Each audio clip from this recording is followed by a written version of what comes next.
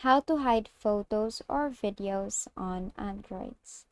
Hi, for today we are back again to our quick and easy video tutorial on how to hide photos or videos on Androids. So first is you have to make sure that your application is updated. So basically the phone will give you a notification if you would like to update your phone, and if it did, please update your phone.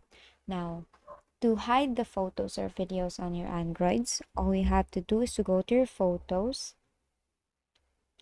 and find a video or a picture that you want to hide.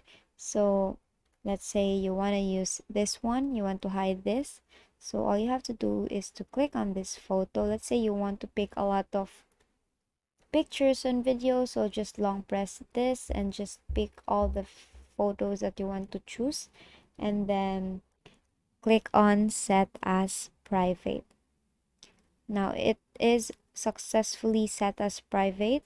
So let's find for a video that we want to put as private. So just do the same thing.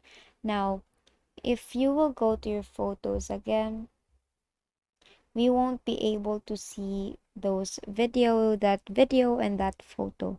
So where could it be?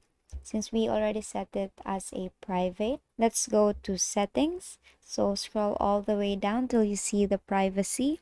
Now here you will see the private safe.